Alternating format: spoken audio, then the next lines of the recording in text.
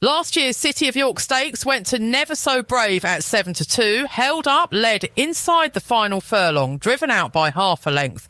This is the race, taken apart properly, 6 days before they go.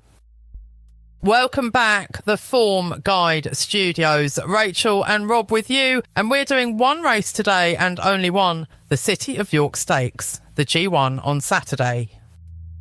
So, the City of York Stakes. 4 days at York, 28 races, 4 Group 1s, and the richest handicap run anywhere in Britain, and this is one of the races that decides it. And the reason it is worth an entire show on its own is that it draws the deepest field and the sharpest market of the week. A well-argued price that is still wrong somewhere is worth far more than a lazy price in a race nobody is betting. Last year, Never So Brave, 7-2. Oisin Murphy riding for Andrew Balding and held up, led inside the final furlong, driven out by half a length. A price in the middle of the market, which usually means the form was there to be found, but you had to do the work to find it. And it came from Off the Pace, which at this meeting is worth filing. A track that rewards a closer 1 year very often rewards one the next. By our own count, off the 4 result cards, Buick rode 6 of the 28 winners last year, including the Jude Monty and the Ebor. Nobody else got past 3. That is a tally we made ourselves rather than an official award.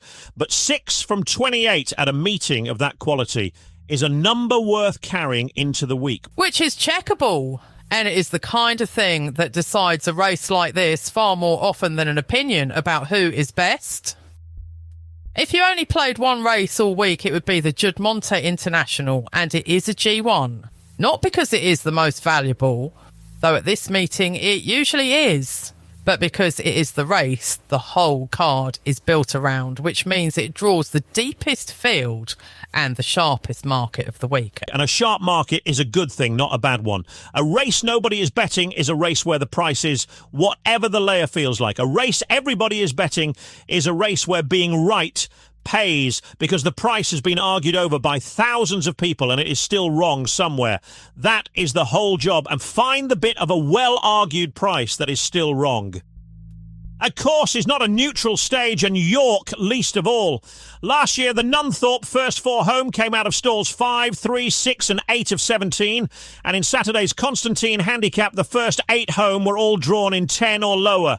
Low to middle was the place to be. That is one analyst's post-meeting review rather than an official study, so it is a flag to watch rather than a rule to bet. See, but if it repeats in the first 2 days, it is worth money on the Friday. Ireland went 1, 2, 3, 4 in the Ebor last year. Willie Mullins won it with Ethical Diamond. Henry de Bromhead was second with Ascending. Aidan O'Brien third with Queenstown. A jumps yard winning the richest flat handicap in the country is not a fluke anymore.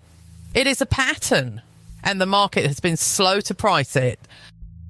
And here is the bit almost nobody does, so we will. These are the 3 things that would make us tear all of this up. Rain first. Every read we have just given you assumes the ground stays as it usually is at this meeting. And if it turns, then most of the form we have been quoting stops applying. The draw second. In big fields at York, the stall is not a detail, it is sometimes the whole race, and we do not know the draw yet. And third, non-runners. 4 races at this level are full of horses with 2 or 3 targets, and half a dozen of the names being talked about today will end up somewhere else. Say that out loud in a preview and you will be right more often than the people who pretend otherwise. Before we go on, if this is the first time you have found us through Ebor Festival, here is what this channel is. We are an analysis account, not a tipping service. As it stands, that is 478 settled calls, 78 winners, 16% and 49.1 points. We beat the starting price on 64% of them. And that last number is the one that actually matters.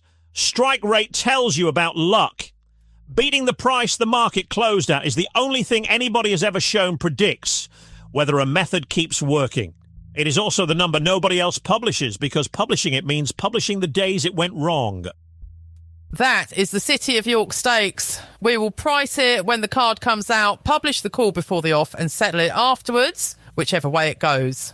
Right, that's the day. The book gets settled in the morning, winners and losers. Tomorrow it's stat of the day.